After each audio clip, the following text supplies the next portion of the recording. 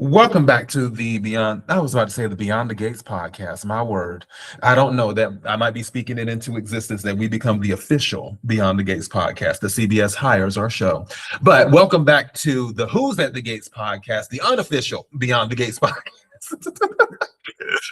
And yeah, we are here on an early Sunday morning getting this recording time in.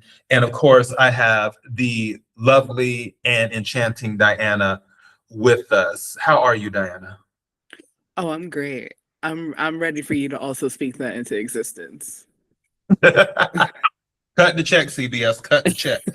So, yeah, for this, we're sort of making Anita and Vernon the center of what we're covering. Obviously, we'll talk about the other stuff, but we're looking to run through this pretty quick because we on a schedule and we really didn't care about the majority of this episode, if we're being honest. So we're about to start off the first scene, the opening scene with Anita and Vernon attempting to have their moment. Let's go ahead and do that. Diana, did you have anything before I get started? No, you covered it all. All right, so let's go ahead and get into it.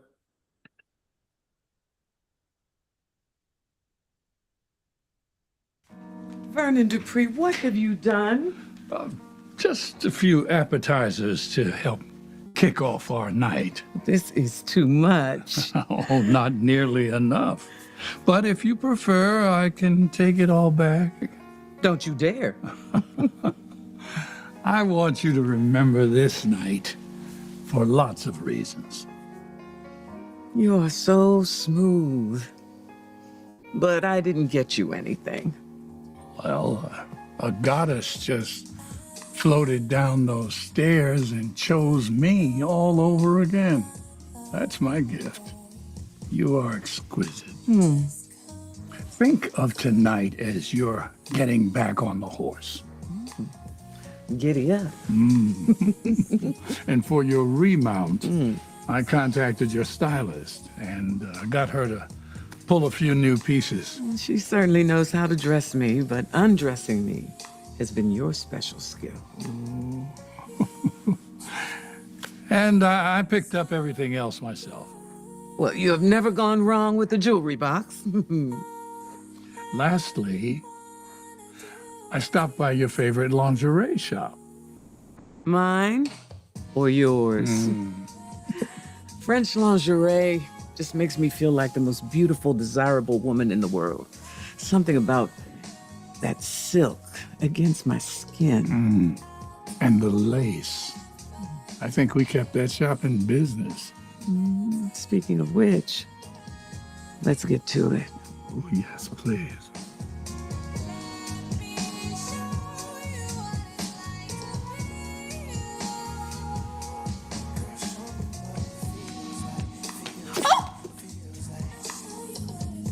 Cat, we didn't hear you walk in. I wish I hadn't. I can't tell you how much. I have a thing. I gotta go. You two, proceed. But not now. Just give me a second, please. You just forget I was ever here. I know I will. Thank you. I mean, I love you. Okay. Bye.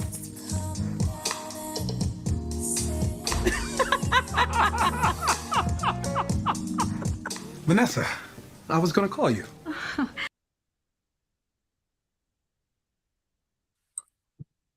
Okay. They changed this. They put it at the bottom. And I was looking right here and I'm like, why can't I click on it? I'm like, oh, it's at the bottom now.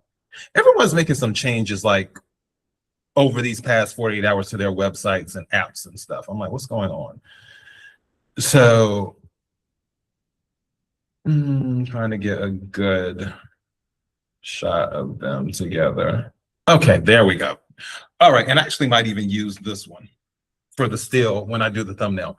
But yeah, so Diana, do I want to give this to you early and let you?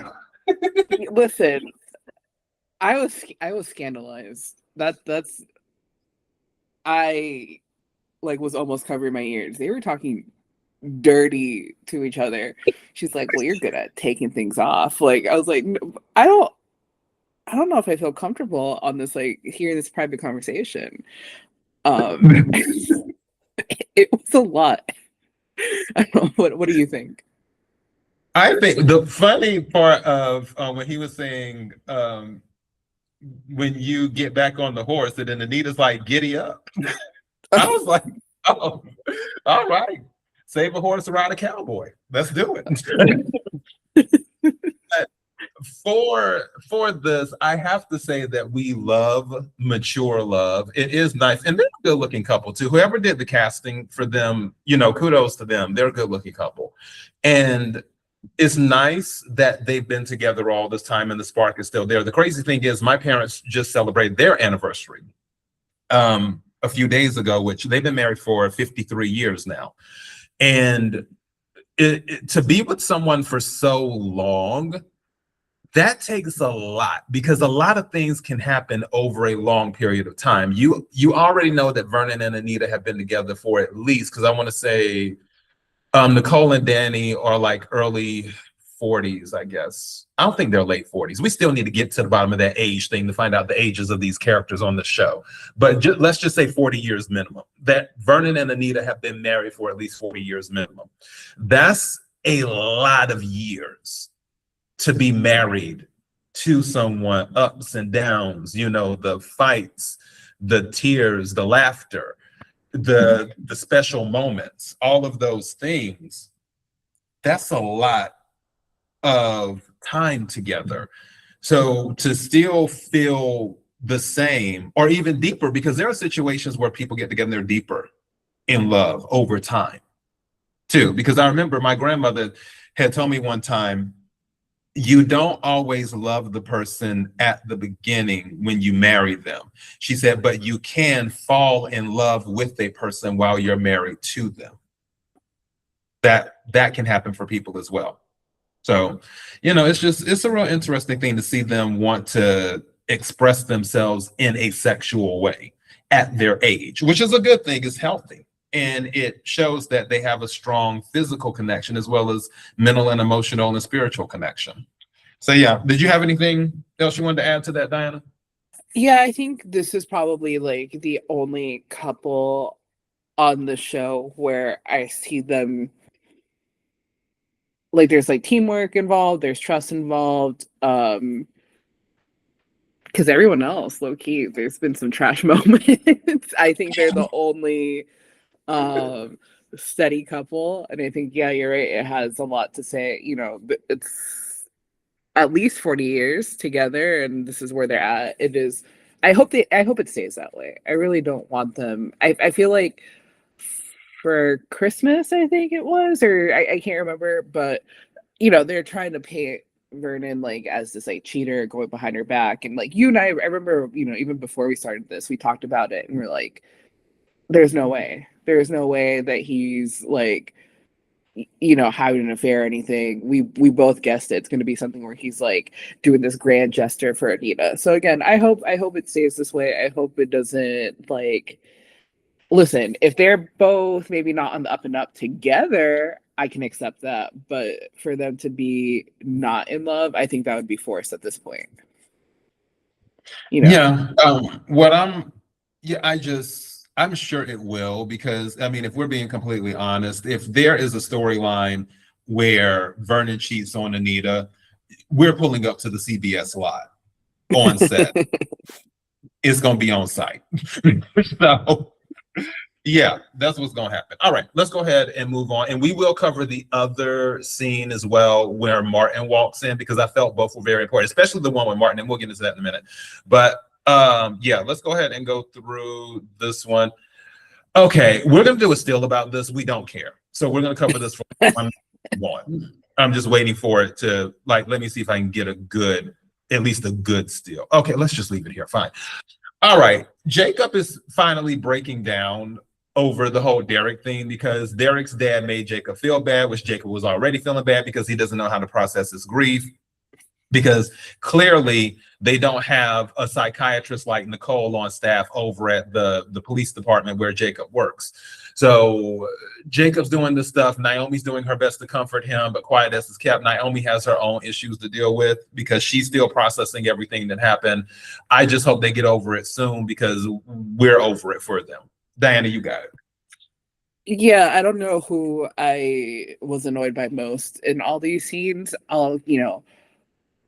Naomi being like, I wasn't the example cop wife. I was a mess. And he's like, you saved me. Like, it was all just terrible. I think if, you know, Naomi was so concerned, she would have been shacked up and hunching over with him every other day. Like, he consistently would text her, call her. I don't know.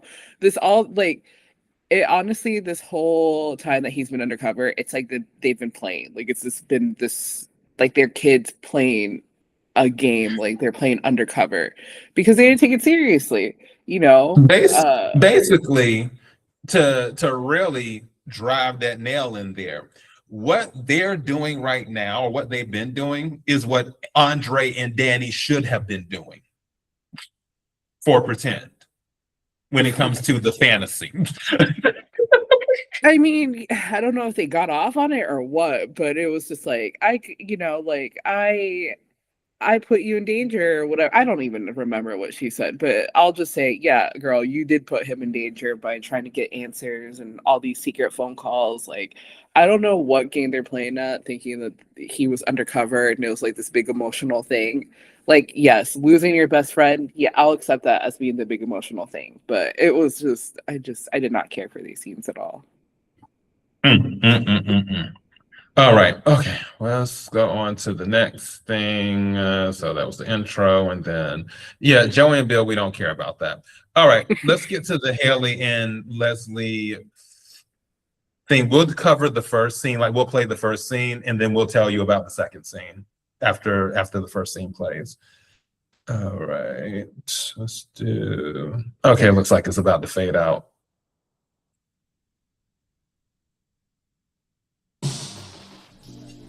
Hey.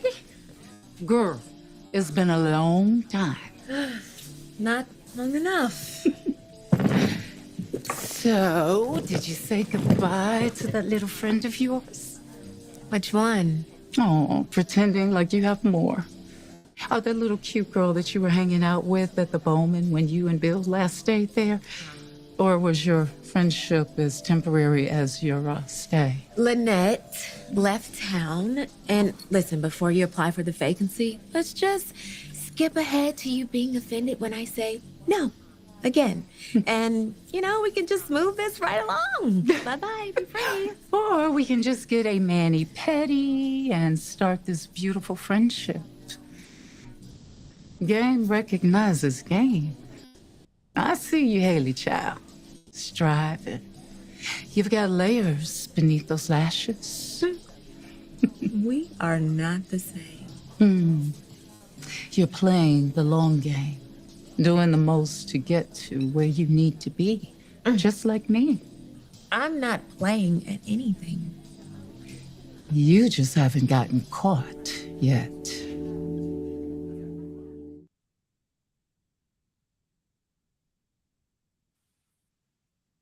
I'm loving this whole thing with her and Leslie. And it's funny because in the second scene of them talking, Hayley's like, I figured you out too, and your craziness or whatever. And Leslie's like, did you call me crazy? And Hayley said, like a fox. You like throwing everything and seeing what sticks and stuff. I'm like, Hayley pretty much nailed it. with how Leslie operates and stuff. I'm like, okay, Hayley. But Leslie sees Hayley, and like they say, a spirit knows its own. She knows Hayley's up to something, which is why she's trying to get in, because Leslie knows the end result will be something that hurts Bill. Leslie doesn't know exactly what it is, but she knows the end result will be something that hurts Bill. And if it hurts Bill, Leslie wants in on it. And I'm not mad at Leslie for that. And also in that second scene, Leslie basically grabs Hayley's phone and then puts her number in Hayley's phone by doing the touch thing between the phones and stuff. And Leslie's like, you'll need it. And she mentions her connection to Joey, and then, having someone removed as well. There might come a time where Hayley needs to have someone removed. So yeah, Leslie knows what's up. What are you catching, Diana? Yeah, I think the same thing where Leslie's doing this to get back at Bill. I think Hayley's smart enough not to get involved with Leslie, but I think, and it's going to happen regardless, and it's going to be a bad result for Hayley too, because I think at the end of the day, Leslie only looks out for Leslie, if that makes sense. I don't think she would hesitate to throw Hayley under a bus either, right? So, but you're right. I think the end result is, as long as Bill gets hurt, that's what she wants in on. I'm just like rolling my eyes. I'm like, okay, girl, like you came back. You say you're not scared of him.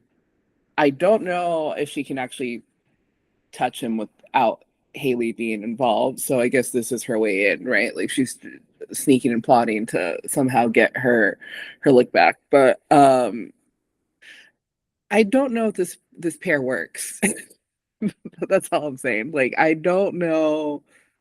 I'm trying to see like how the writers are gonna, eventually have them team up with each other. And I'm just not seeing it just because I don't know if Hayley's gonna, if Hayley's ever gonna accept that she needs her help. I don't know. It's just like this antagonistic back and forth. So I am curious. I guess I am curious to see how it's gonna play out, because that was a sign, right? Now that Hayley has her number, I would have just grabbed my phone back. I don't understand why people also let Leslie do whatever they want. Like, I wouldn't let her grab my phone.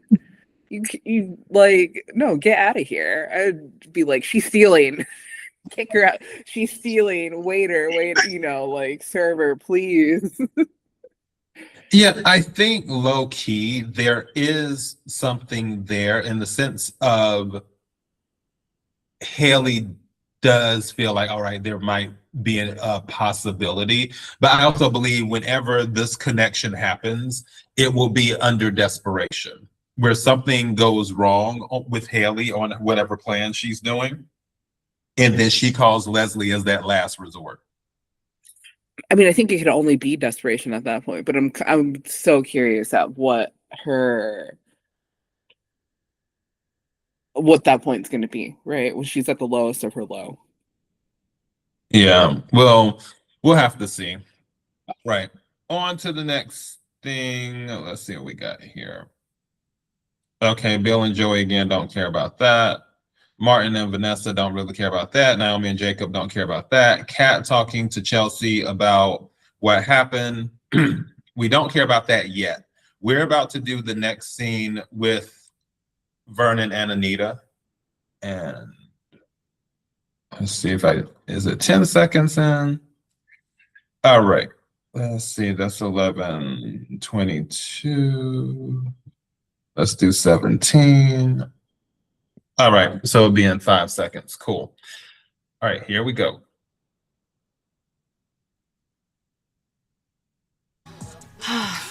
Breakfast tomorrow. We'll take Kat's suggestion and act like it never, ever happened. Well, that should be a piece of cake for you, Miss Egot. Just tone down the granddad jokes. Yeah, that's a good note.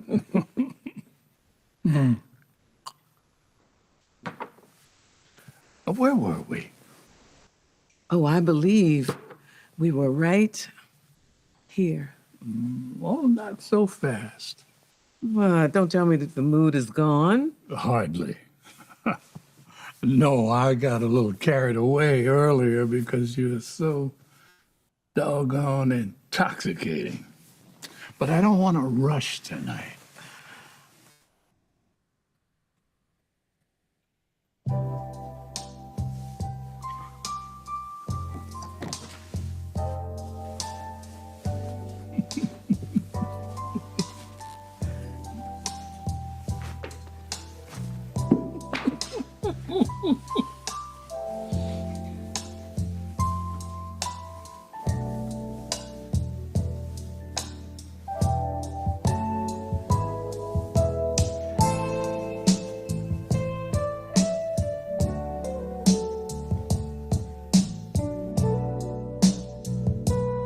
I can't let you paint me as this perfect cop wife.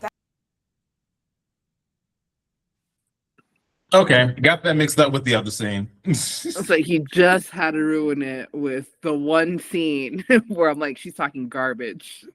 Yeah, I'm just like, again, we're over the Naomi and Jacob thing. So back to Anita and Vernon. We're trying to get like this specific scene because there's something that I want to talk about. So that's why I'm like, okay, let me make sure. Yeah, there we go. That's because Martin comes in on this one. All right. And let's load this up just a smidge. Perfect. Can you do something for me? Can you be extra vocal? Are you suggesting dirty talk? Just tell me when it feels right and when it doesn't, every moment. Are you worried about my port? Honey, that port helped save your life. I just might kiss it. No, I just want everything to be wonderful for you tonight. Well, you know, I'm good at giving directions. And I'm good at taking them.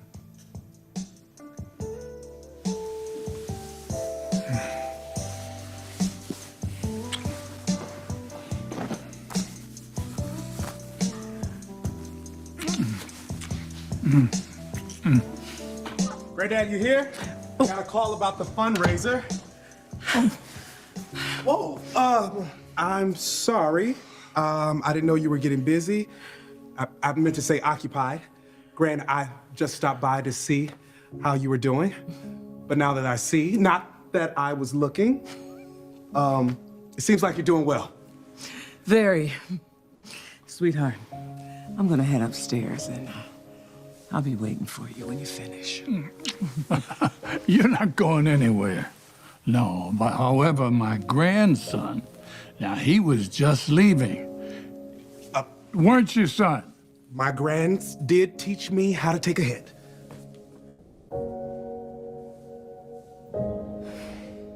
Your first thought is always taking care of me. They're fighting for their lives just to get in some happy fun time. I tell you. But this is the crazy thing.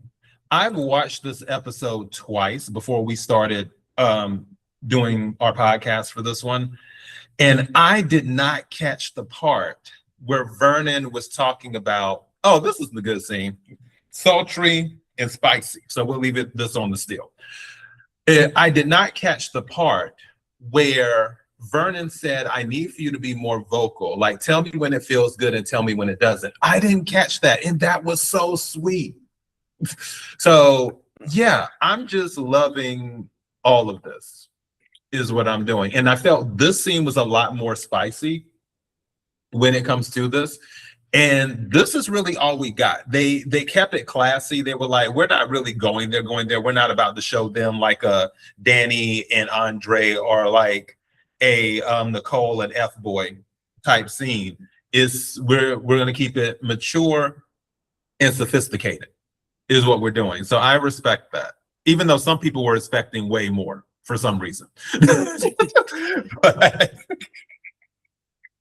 yeah, Diana, what do you have? I did hear that line the first time around, and I'm like, again, this is a very private conversation I don't need to be part of. Y'all got it. No, the other thing is, now I was like, I would always get mad when Leslie would bust in and, do her shenanigans. And I'm just like, is this an open house? Like, can anybody just like drop in? Like, why is she allowed to just like walk in without anybody stopping her? Clearly, this is just how they operate. I'm like, it's wild. They didn't even lock the door and they're about to do it right on the family couch. Yes, no locked door. Is Rowena still there, you think? You think she's like, I don't know, preparing towels for them or something? Like, what is going on here that they can't just, again, no locked doors? Sometimes it's like, okay, is this show beyond the gates or is this show no gates? Because anybody can just pull up. Anybody could just pull up anywhere on this show. Does not matter where. Like, you could be having your chicken sandwich on a crime scene.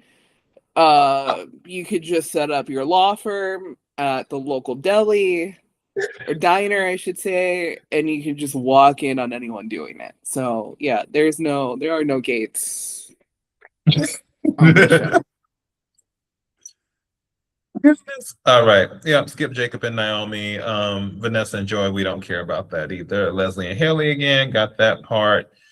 Okay, this part, yeah, this is where Martin comes in. Kat is already at the bar. So it's like Kat already told Chelsea, like, oh my goodness, you can't believe what I just saw. Now, Martin's coming in on this one, which is hilarious to me. Let me see. Yeah. Let's just let it play from here. Go upstairs and you can press my reset button. I got an even better idea.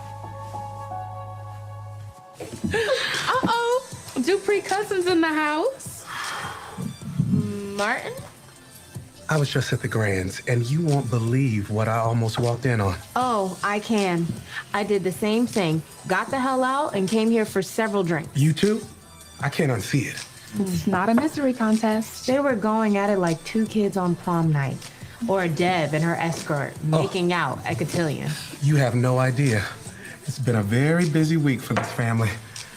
What can I get you, Congressman? Scotch. Trust me, it helps. Make it a double.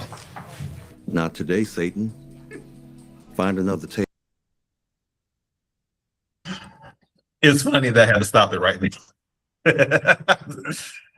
So, yeah, the whole thing with Martin, I missed it. Fine. Basically, Martin says, when Kat was like talking about, oh, they were going at it like a debutante with her escort. And then Martin's like, oh God, don't get me started. It's been a busy week for the Duprees. And stuff. I thought that part was funny. I didn't get it because I thought this scene was the other scene, and I won't play the other scene because technically we could, but I'm doing my best to be somewhat respectful with Paramount and CBS. Technically, we'll fight it, but yeah. So, Dana, what do you have with a traumatized Martin? Busy is an understatement.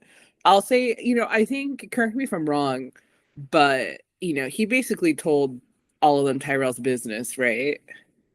Yeah, he actually, because remember when all of them were together looking for Tyrell and Jessica at the cotillion, and Martin's like, I can't find him, but I'm pretty sure I know what he's off doing.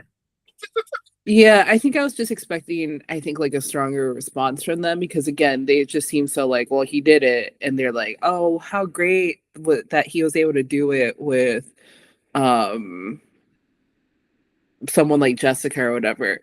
My thing is, like, with Samantha, they were just like all, it wasn't this calm situation, and I can see why, because they technically didn't know, what was his name, Nathan, I can't remember his name, but they didn't know him, so I understand they're alarmed.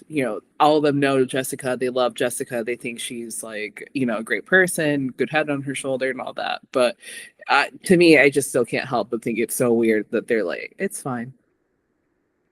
No, well, this is the thing. Again, Samantha is younger than Tyrell. If Samantha was a senior about to graduate high school and go to college, then by all means, and definitely now it would help if they knew who the guy is, and if it was a guy that is stand up and they respect him and stuff, it would just be like, okay, girl, well, protect yourself because I don't want any grandbabies right now. I would be upset if they treated her differently if she was a senior in high school, which is weird because I thought they were twins for some reason. I don't know why I thought they were twins, but they're not. So yeah, once she gets to be a senior in high school, if they treat, and that will be interesting because it's already been renewed until 2028. So we will see her graduating from high school. If the writers work that in where she ends up meeting somebody and something ends up happening, if the response is different from Martin and Smitty with Samantha at that point, they definitely need to be called out. But for right now, I'm not mad at them for their response to her versus their response to Tyrell. I mean, I just, it's like, how were you not there for your sister? He snuck out like what you would argue is like one of the milestones in her life, right? Because all you hear is platinum dub, and all this stuff. So like for them not, I think I remember them saying like, he's like, you're not even gonna ground me for missing my sister's like crowning moment. And they're like, you can live with our disappointment or whatever. And I thought that was also kind of cowardly. Maybe not cowardly, but also just like, wow, they're really gonna do nothing to punish this kid. What would have been the point? He about to graduate. That's my whole thing. It's like, okay, He can still be grounded. He can still be grounded. It's not like he's out in the world now. He still lives under their roof. I don't know. I'm just funny about stuff like that. And everyone's different, but it's just they're not pressing it that much. That night he was out becoming a man. I joke. He's gonna become a father, but that's a different conversation. I'm joking. I'm joking. Like, because let's be clear, having sex does not make you a man or a woman. It's not like, oh, I lose my virginity, I'm a woman now, or I'm a man now. No, you're still you. You're still you, nothing different.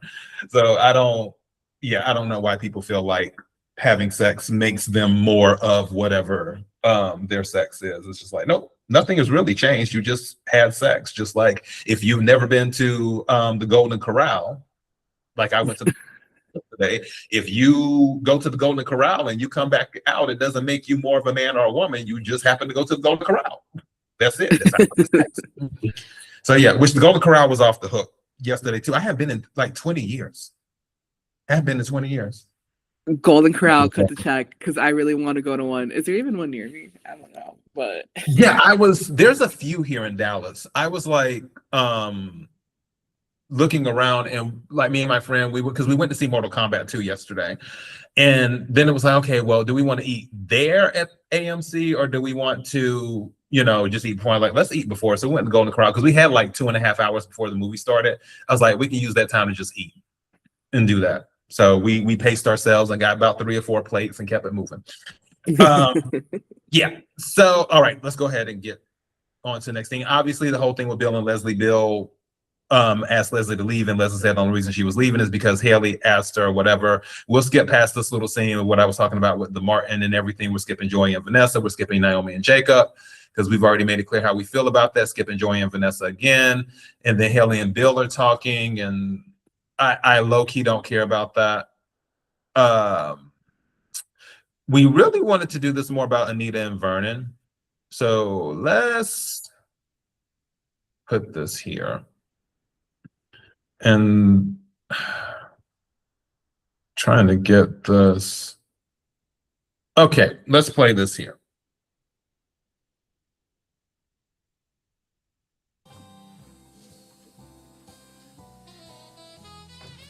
Oh, Vernon, how did you? I'm motivated. This takes me back to when you used to surprise me when I was on tour.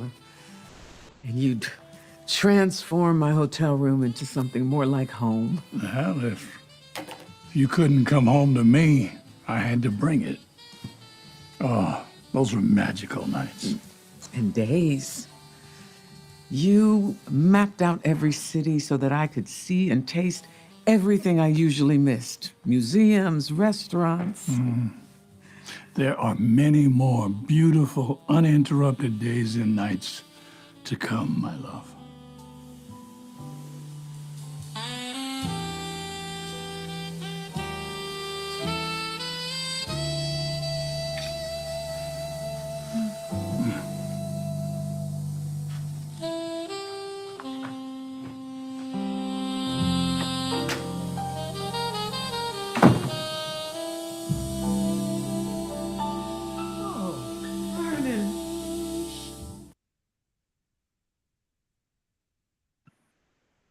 Did you finally get the satisfaction you were chasing?